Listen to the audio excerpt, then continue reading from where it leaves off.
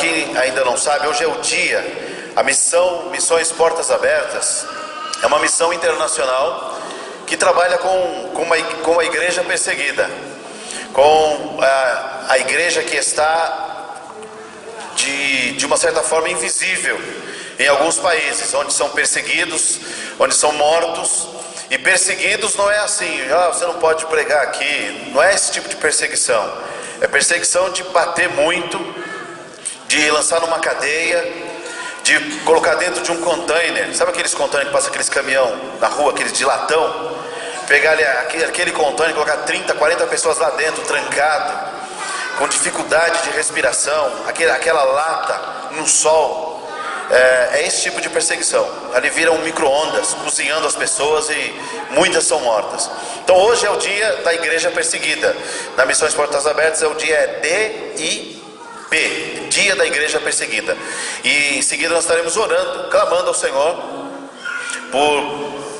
pelo simples fato, em alguns países, o simples fato de alguém denunciar que na sua casa, na casa de alguém tem uma Bíblia, já é o motivo de ser preso.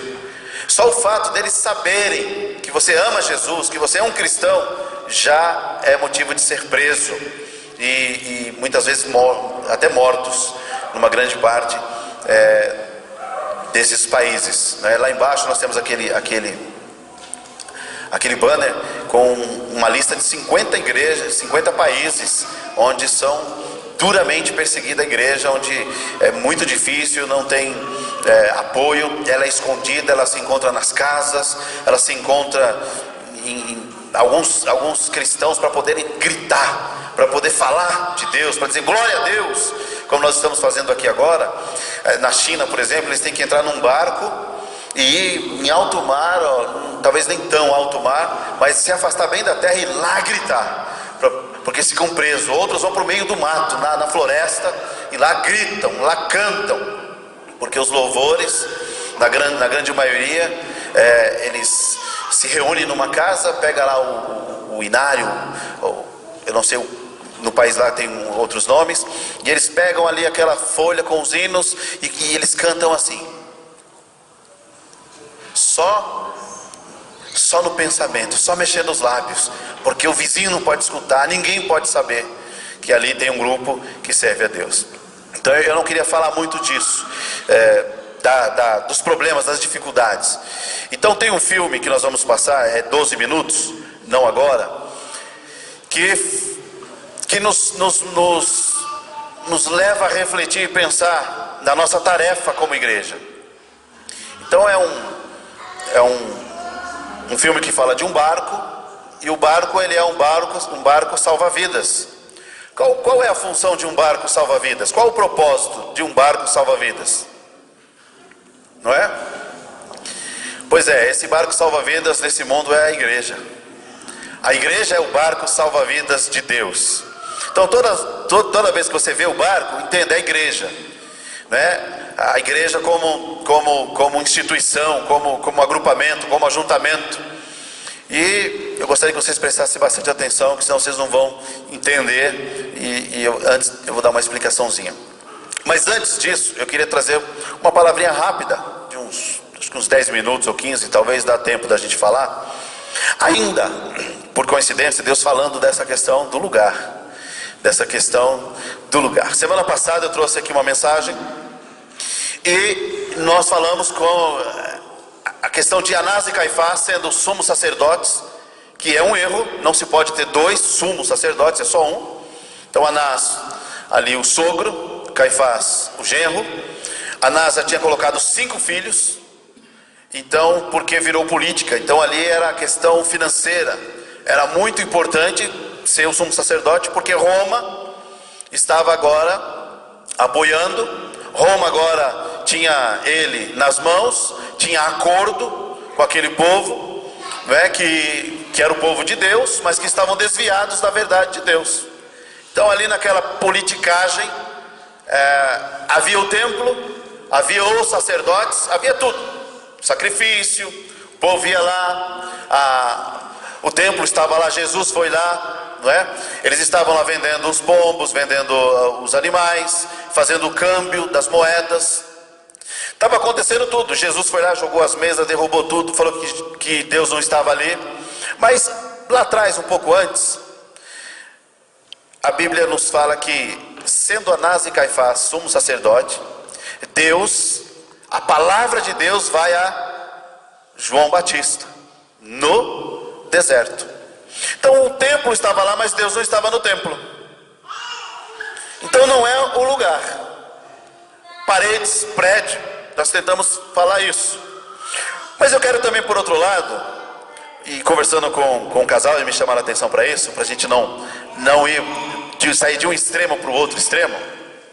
Há aqueles que pensam assim, então não há um lugar de ajuntamento, não há um templo. Dá a impressão que, se você pegar aquele texto isolado, que Deus é contra o templo. E não é. Quem foi que deu a ordem, a planta, quem foi o arquiteto do tabernáculo, que disse para Moisés, tem que ser assim, tanto de medida, largura, altura, você tem que usar o tipo de tecido, a cor, ouro, que tipo de madeira, quem foi? Deus. Quem foi que mandou, que ordenou construir o templo, conhecido como Templo de Salomão? Deus. Não é? Davi queria construir, e o Senhor diz, a tua mão está cheia de sangue, não será possível, mas o teu filho, ele sim construirá o templo. E no dia da consagração daquele templo, Deus disse o quê? Deus estava apoiando, Deus estava aprovando aquele lugar. Diz, a partir de hoje, quando vocês orarem, o meu nome habitará nesse lugar. Não ele, porque ele não habita em templos feitos por mãos humanas, mas o nome de Deus estaria naquele lugar. E eles, então, quando vocês estiverem aflitos, quando estiverem em qualquer nação, quando vocês estenderem as mãos para cá e orarem, e aí tem aquele texto fantástico de 2 Crônicas 7:14, se o meu povo que se chama pelo meu nome se humilhar, né, e me buscar e orar, e estender as mãos para esse lugar, eu ouvirei, sararei a terra, e assim por diante. Então Deus tem um compromisso com um lugar de ajuntamento. O problema é que o povo começou a idolatrar o templo. O sagrado era o templo. Lembra da arca da aliança que Deus, quem foi que mandou fazer a arca de aliança? Da aliança? Deus.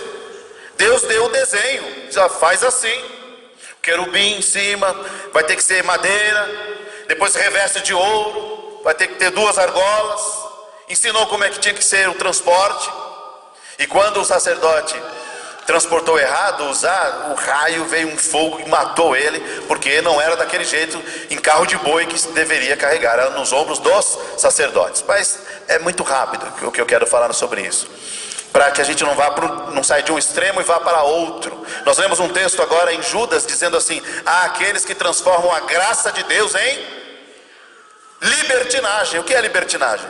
Porque a graça não veio liberar o pecado para ninguém. Muitas pessoas se escondem, a graça, estou na graça, estou na graça. A graça não libera o pecado, ela liberta do pecado. Essa é uma diferença. Ela liberta. A graça de Deus nos molda e nos transforma num novo homem e numa nova mulher. Então a arca da aliança, ela passou a se tornar um amuleto. É como algumas pessoas hoje ainda usam, né? Uma arruda na orelha, uma ferradura na porta, ou algumas pessoas até com o Salmo 93 aberto e colocado numa estante na sala. Então o problema é tudo isso. Então aquela arca passou a ser um amuleto. Então o povo de Israel tinha certeza que em toda a guerra, em toda a batalha, enquanto a arca estivesse com eles, eles não perderiam. Quando Samuel, profeta, e o povo de Israel estava numa guerra e estavam perdendo, e aí não Samuel, quando Eli, né? Samuel era o profeta e Eli era o sacerdote. E aí o povo disse, estamos perdendo, vamos buscar reforço. Qual era o reforço que eles achavam? A arca. Então eles foram e mandaram trazer a arca. E quando a arca chegou no arraial do povo de Israel, o povo deu um brado que tremeu a terra, estremeceu tudo. Como quem diz assim, Deus agora está conosco. Mas no desenrolar das coisas, o que aconteceu? Eles apanharam morreram, foram mutilados e eles roubaram a arca ainda, levaram a arca embora. Deus trabalhando e mostrando que não é um lugar, e que Ele é o lugar, que é Ele o lugar. E eu queria ler o texto de João, capítulo 6 de João, versículo 68, para a gente só dar esse nó final, não é?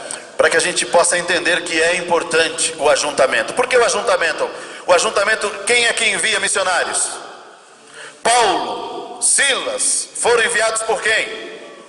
Pelo ajuntamento, pelo grupo de discípulos. O que é o ajuntamento? O corpo de Jesus. Quem é o cabeça desse ajuntamento? Jesus, Ele é o cabeça. Então ele fala dessa unidade. Efésios capítulo 4, ele fala disso, dessa unidade, desse ajuntamento. Mas não é o lugar, não é o lugar geográfico, e nós vamos ver quem é o lugar. Olha, há muitos textos para a gente ler aqui, mas olha, 68, capítulo 6 de João, o Evangelho de João, versículo 68. Aqui é o contexto de Jesus trazendo uma mensagem. Tinha mais ou menos ali umas 5.000 pessoas, e ele começa a pregar e as pessoas começam a levantar e ir embora. Imagina que situação fica o pregador, né? Você começa a pregar, um olha assim e faz assim, e ele levanta e vai embora. Aí um olha para o outro e vai embora, e vai embora, e vai embora. E alguns pregadores até falam assim, como quem alguém chega, algum dos discípulos chega do lado de Jesus: Jesus, ameniza a mensagem, que senão não vai ficar ninguém. E Jesus diz: não posso mudar a mensagem, é essa. A mensagem não pode ser mudada. A mensagem é do Pai, e o Pai é eterno, e a palavra dele é eterna. E aí ele traz a mensagem, fica os 12 ali, e aí Jesus se dirige aos 12 e fala assim: vocês também querem ir? Porque a mensagem é essa, não vai mudar. E aí Pedro dá a resposta no versículo 68. Jesus diz: vocês também não querem ir? Ir. Olha a resposta de Pedro.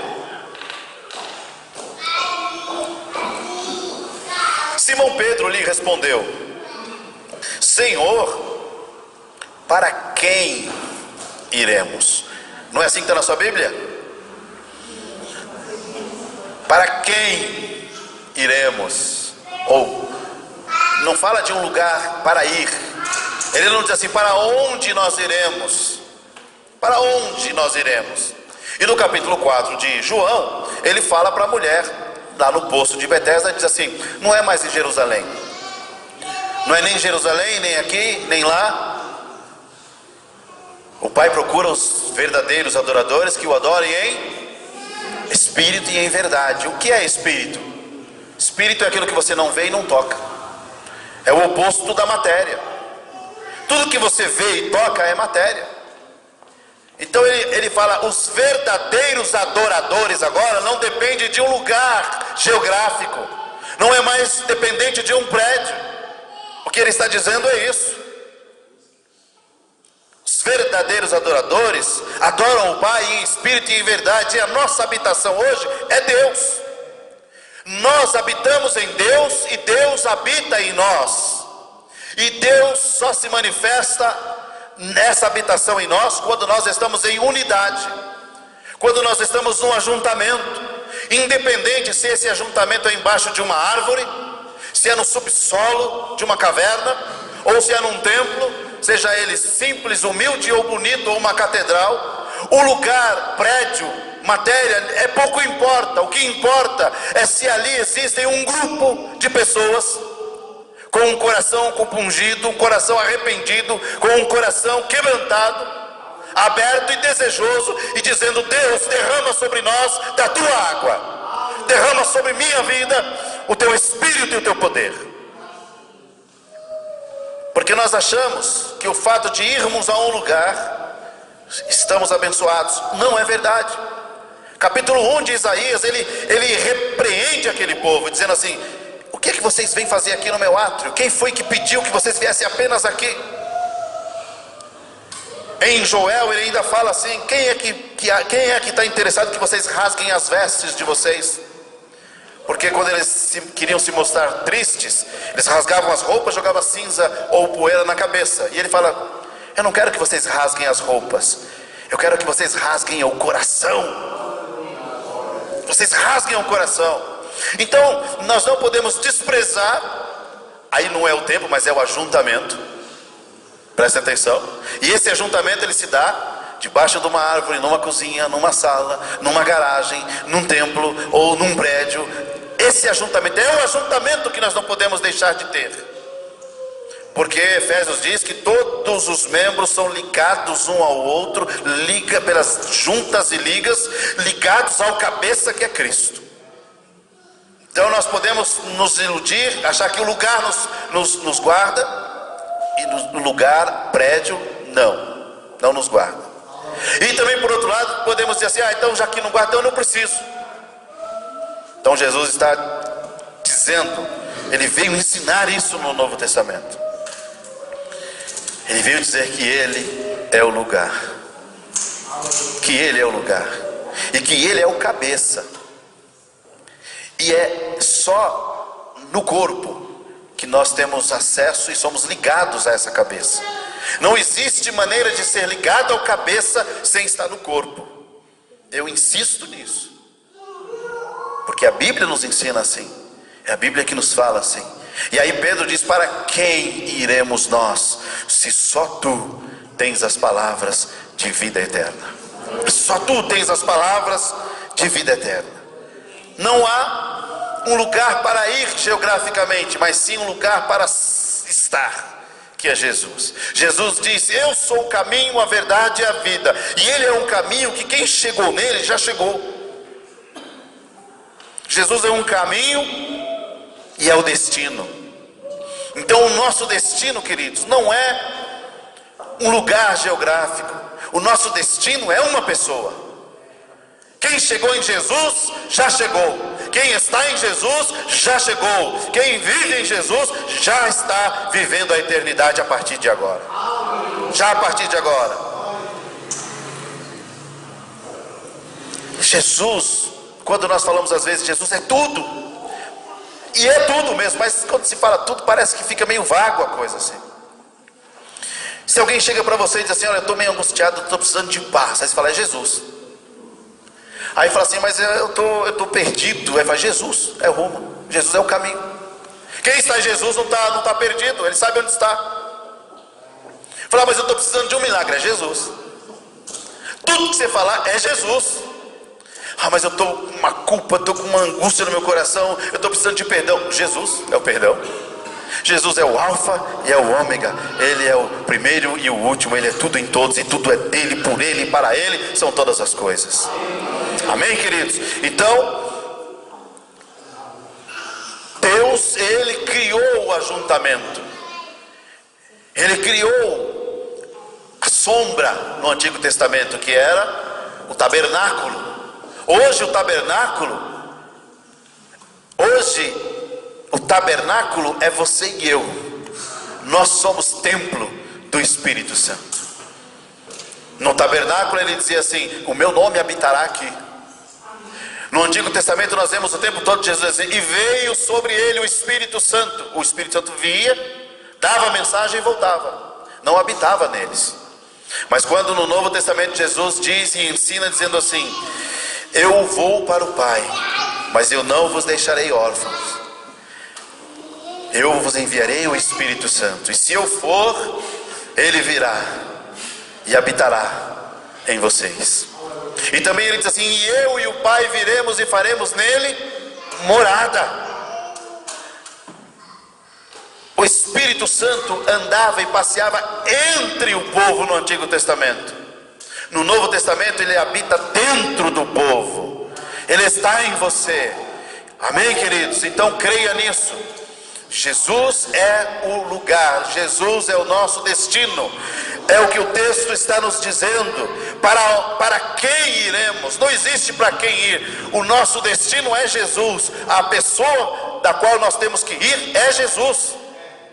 E é nesse indo a Jesus, é anunciando Jesus, falando de Jesus, vivendo Jesus, permitindo que os nossos olhos exalem tudo de Jesus. Nossa boca, nossa vida fale daquilo que Jesus é, através da nossa maneira de ser e de viver, ok? Eu queria só pontuar isso para não dar, assim, não ficar mal entendido, né?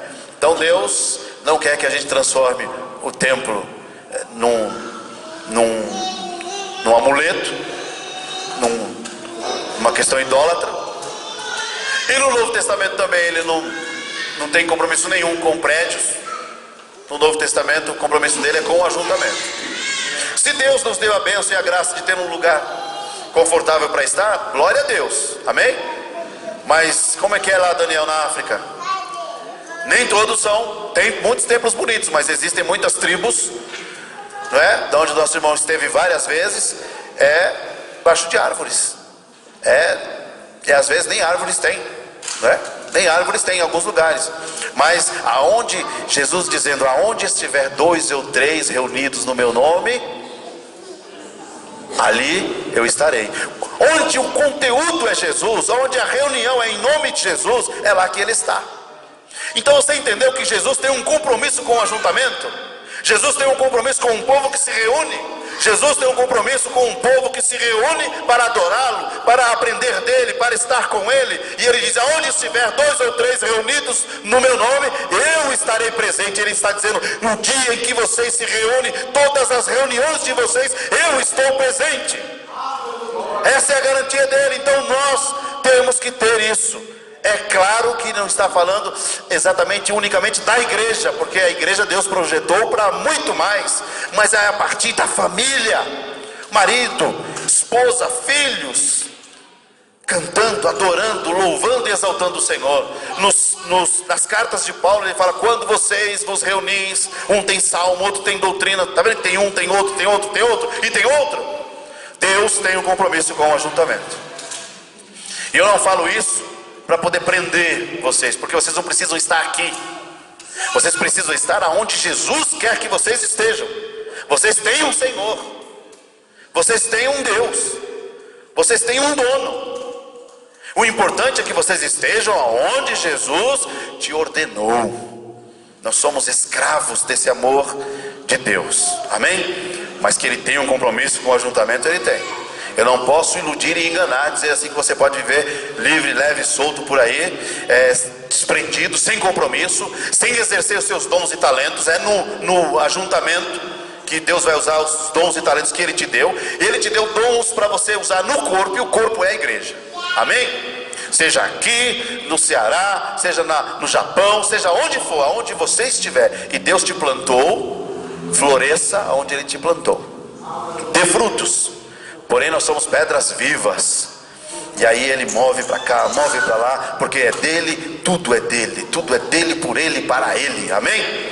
Então nós vamos agora, para terminando a mensagem da semana passada, vamos ver esse vídeo. São 12 minutos. Eu queria mesmo que você prestasse atenção nisso, porque se você prestar mesmo atenção, vai ficar fácil pregar depois. Ou melhor, nem precisa pregar depois.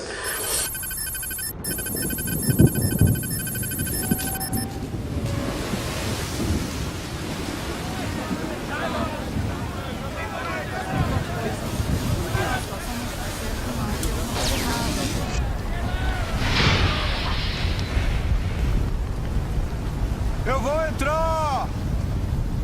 Mayday!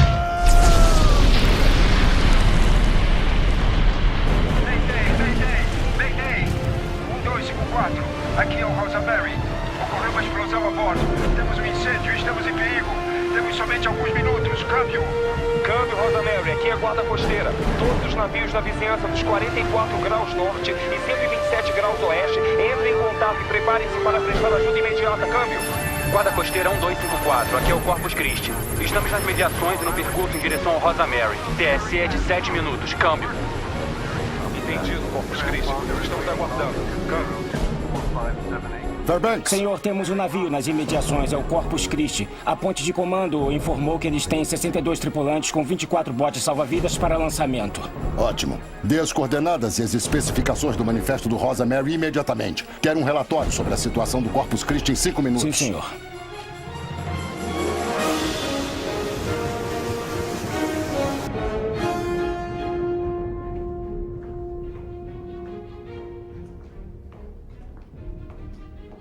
Marinheiro Macmillan?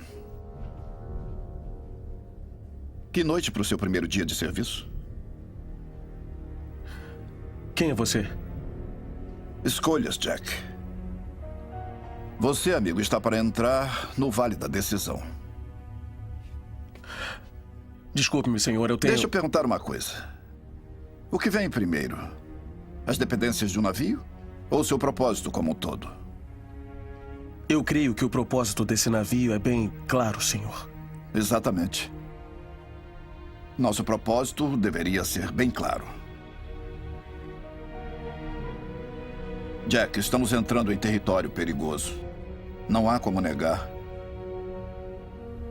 No entanto, dentro deste navio é um lugar confortável para ficarmos. E aí está a sua escolha. Você irá? Ou também se contentará em simplesmente estudar sobre ir? Senhor, eu tenho que ir. É que eu tenho que servir. E a festa está começando. Jack, a festa já está quase terminando.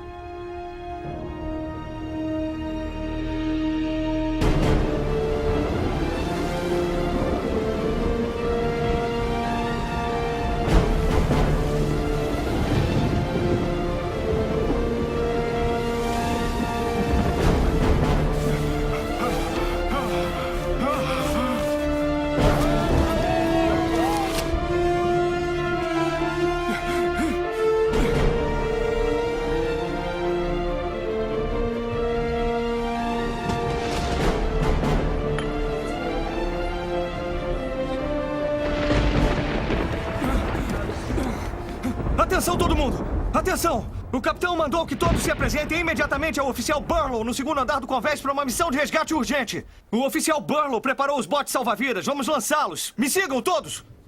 Uma operação resgate? Stanley, este homem está pingando no meu chão. Meu bom amigo oficial Brock, deixe-me assegurá-lo de uma coisa. Não haverá nenhuma operação resgate. Mas, senhor, Pense. que eu... Conhece alguém que submeteria seu navio a este tipo de clima? Só aqueles que desejam continuar despercebidos. Então, se algum grupo de traficantes se meteu em confusão, eu vou ser o último a arriscar minha vida para salvá-los. Eles que se lixem. Mas, senhor, o propósito desse navio Eu sei perfeitamente qual é o propósito deste navio. Você quer matar todos nós? Não, mas é o que... O motivo principal de estarmos dentro de um barco como este é que ele nos protege do que está do lado de fora. Isso não está claro para você, oficial Brock? Bom, talvez...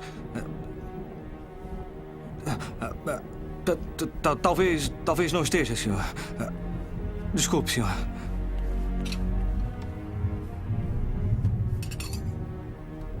Marinheiro Macmillan? É você que vejo juntar-se aos sábios?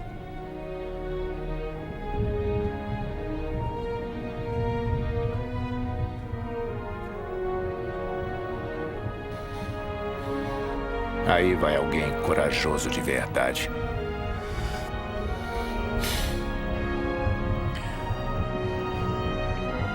Todos, pontualmente na igreja às 21h45.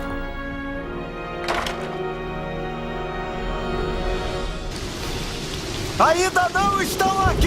Simplesmente deixa o cabo balançando! Ele tem que chegar até embaixo! Assim? Não, eles têm que soltá-lo do barco assim que encostar na água! Tá legal, mas cadê todo mundo? Eu não sei onde estão! Oficial Burlow! Isso, já não era sem tempo, né? Não. O que é isso? São os gatos pingados. Não.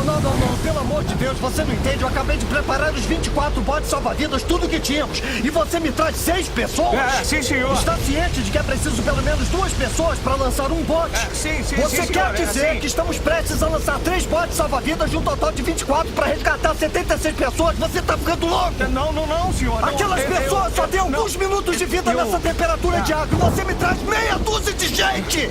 Brock, o que tá acontecendo lá em cima? 3, 2, 1, mais rápido! Você nunca acessa eles por este bordo. Todo o projeto para um novo bote é baseado em puxá-los pela polpa do navio. Quer estar no convés com ondas de 4 metros, tirando alguém da água pela polpa do navio?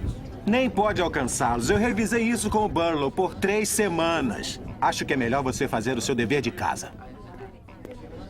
Pelo menos já esteve no novo salva-vidas. Devia estar feliz por não estar lá fora nessa chuva. Acho que está na hora do culto.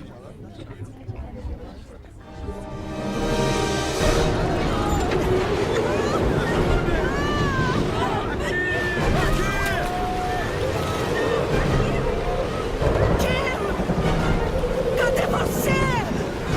Onde você está?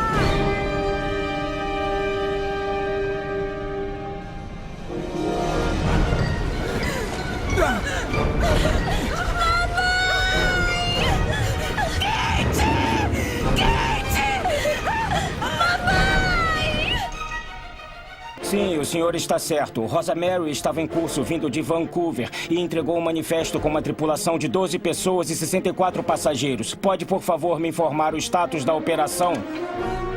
3 botes salva-vidas foram baixados. Estão operacionais. Câmbio. Senhor, aqui fala o capitão da guarda costeira James Meyer. Você e sua tripulação estão sob ordens para disponibilizar toda a tripulação e botes salva-vidas imediatamente. Você entende a situação em que se encontra? São a única esperança.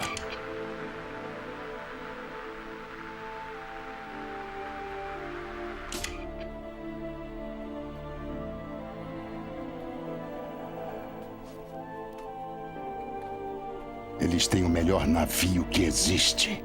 62 tripulantes, 24 salva-vidas e lançam somente 3.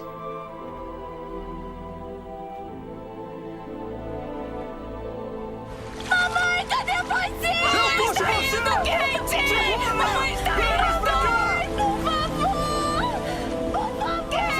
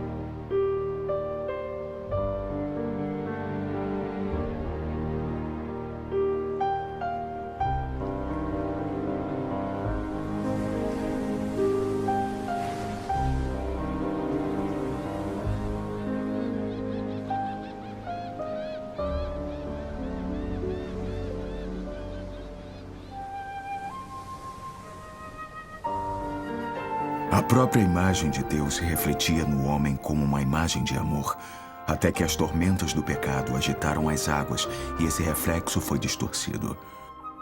Porém, Deus não foi passado para trás. Ele investiu tudo o que tinha por todos quantos já viveram. Através das eras, homens e mulheres, investidos de paixão, viveram e morreram por pregar a palavra de Cristo e sua salvação a todas as tribos e nações. O amor de Deus na alma do homem é 100 vezes mais puro e nobre do que qualquer outro motivo que já o tenha impulsionado. Conhecer o amor de todos os amores é o segredo de todos os segredos. Meu amigo, eu estou aqui para dizer-lhe: a Igreja de Jesus Cristo não é um barco de prazeres, mas sim um bote salva-vidas para a salvação de almas. E precisamos de toda a ajuda a bordo.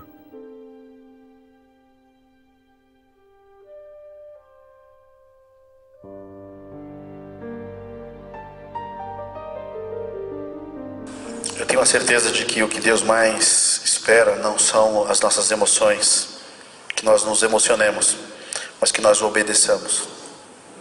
E que nós tomemos a decisão. Em que lado nós estamos? O que é que eu estou fazendo? O que Deus me chamou para fazer? O que eu sou? Porque esse mar representa esse mundão. E sabe o que é uma mãe? Vê aqui assim, vê o mar levando o filho, a filha gritando: mamãe, mamãe. Imagina essa cena. Você pode se colocar no lugar daquela mãe, dizendo assim: mamãe, mamãe, mamãe. E ela desesperada querendo pegar a filha, e a filha, o mar levando, o mar engolindo aquela filha. Pois existem milhares de mães gritando pelo filho, e o mar das drogas levando o filho, as drogas levando o filho, o sexo, o álcool, a insubmissão, a rebeldia, a violência, o crime, o tráfico, filhos, as mães perdendo os filhos, maridos, casais se separando, lares sendo destruídos, vidas sendo totalmente destruídas, simplesmente porque o sal não está sendo sal e porque a luz não está sendo luz. Aquela fala daquele ator que quando falou com aquele marinheiro, dizendo: você está entrando numa terra de decisões, uma terra perigosa de decisões. Então, mais do que de nós nos emocionarmos, Deus espera a nossa obediência. E eu quero ler, simplesmente pelo tempo que eu tenho, os textos de Mateus 28, a grande comissão.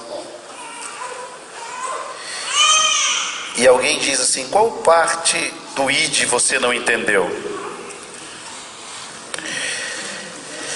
E nós podemos ficar mais ou menos, a ideia do filme é essa: podemos ficar no conforto do barco, podemos ficar no conforto daquela festa linda, charmosa, no conforto das nossas vidas, ou sair do barco e entrar no bote no meio de uma tempestade para salvar e socorrer vidas.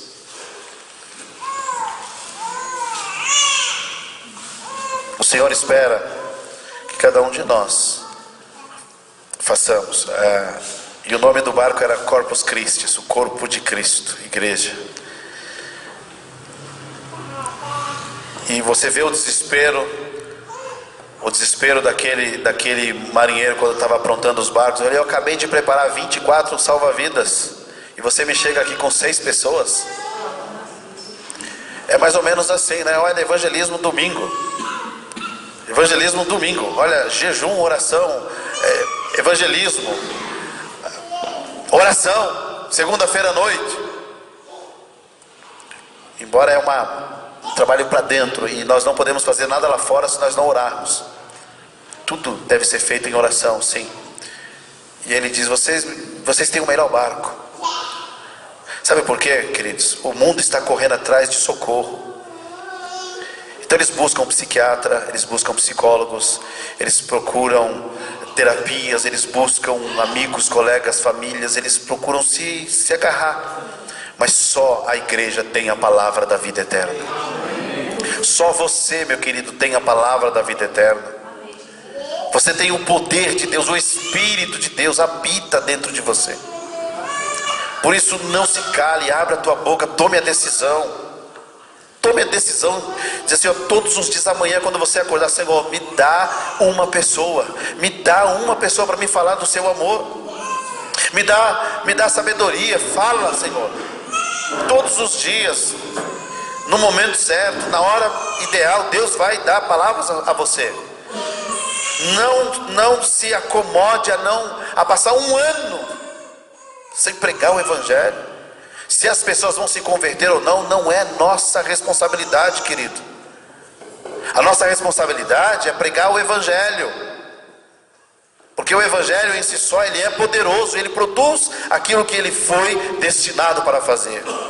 Talvez nós não venhamos colher aqui, mas a gente colhe lá, e é assim que acontece. Temos um testemunho vivo aqui hoje, não congrega lá onde o irmão está, mas no reino de Deus está registrado uma obra, um fruto para a glória do Senhor. Então, queridos, o Senhor nos chama nessa noite para sermos obedientes, porque chorar, eu sei que vocês já choraram muitos, ouvir mensagens, já ouviram, participar de conferências, já participaram, DVDs, já assistiram, louvores, já ouviram falar, seminário, alguns já foram, missiologia, já discutiram. Você viu um camarada lá discutindo missiologia? Não, é que do lado do barco as sondas aqui, 4 metros não vai dar, não sei o que, discutindo a teologia ali, lá dentro do conforto do barco. Pode acontecer isso também. Mateus 28,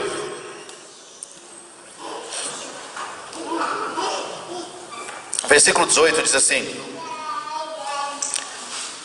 então Jesus aproximou-se deles e disse: foi-me dada toda a autoridade nos céus e na terra. Algumas traduções dizem todo o poder, toda a autoridade me foi dada nos céus e na terra. Portanto, quem está falando é o Todo-Poderoso. Vão. E aprendemos com o pastor Josué Martins que o imperativo não é no id. O imperativo é no fazer discípulos. Porque se você for e não fizer discípulos, você não cumpriu a missão. Você não fez a tarefa. O imperativo é fazer discípulo. Portanto, vão e façam discípulos. Onde? De todas as nações,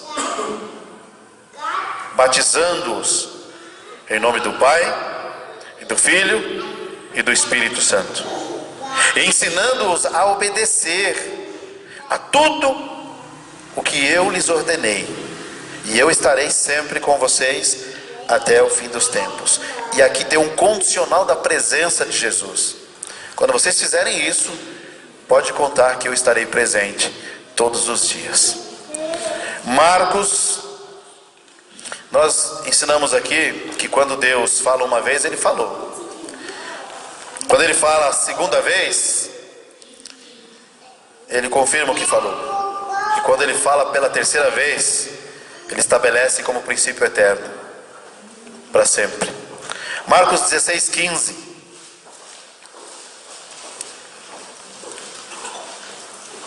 Vamos apenas ler esses 4 textos, 4 expressões da grande comissão do Senhor.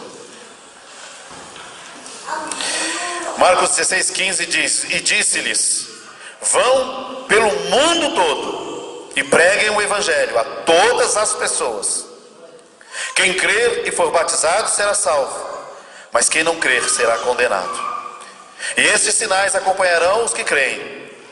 Em meu nome expulsarão os demônios, falarão novas línguas, pegarão em serpentes, e se beberem alguma coisa, algum veneno mortal, ou alguma coisa mortífera, não lhes fará mal nenhum. Imporão as mãos sobre os doentes, e eles ficarão curados. Lucas 24, 44. Lucas 24. Percebe que Jesus está falando sempre no último capítulo? Essas 3 vezes, esses 3 evangelhos? Como quem diz assim, a ordem está dada.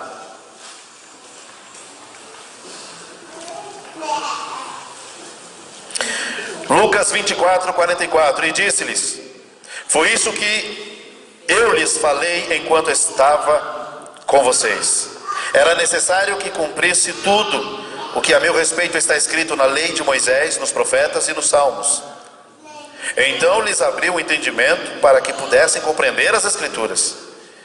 E lhes disse: está escrito que o Cristo haverá de sofrer, ressuscitar dos mortos no terceiro dia, e que em seu nome seria pregado o arrependimento para perdão de pecados a todas as nações, começando por Jerusalém.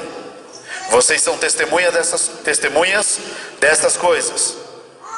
Eu lhes envio a promessa de meu Pai, mas fiquem na cidade até serem revestidos do poder do alto. E esse poder já desceu há mais de 2000 anos. Atos 1:8. Atos 1:8.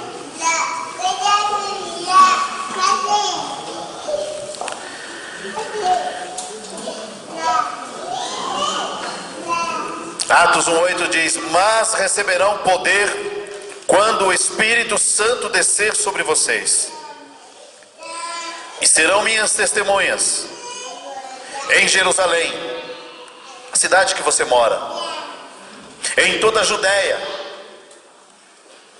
as cidades vizinhas onde você mora, dentro do mesmo estado,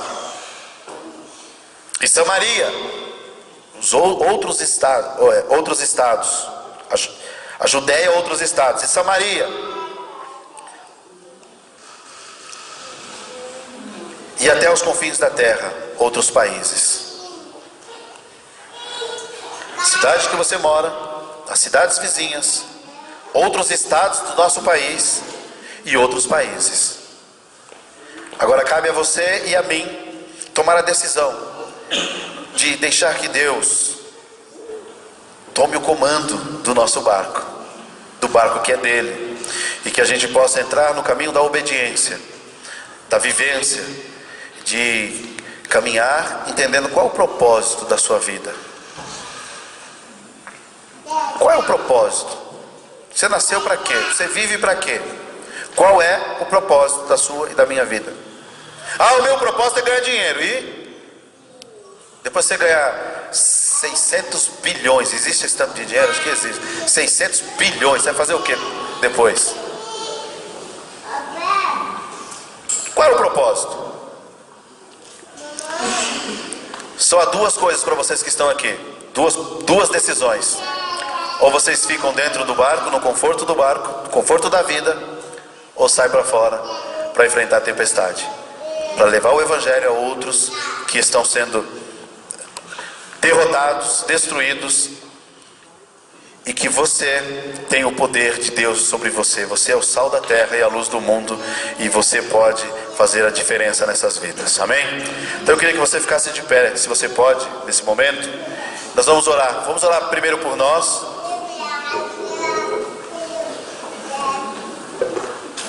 Se você se acha confortável e quer mudar, acha que tem uma vida confortável, está meio assim, acha que precisa melhorar, fale isso com Deus agora. Peça ajuda do alto, enquanto muitos estão buscando autoajuda. Muita gente está procurando a autoajuda, mas o Senhor diz: busque a ajuda do alto. É a ajuda do alto que faz a diferença.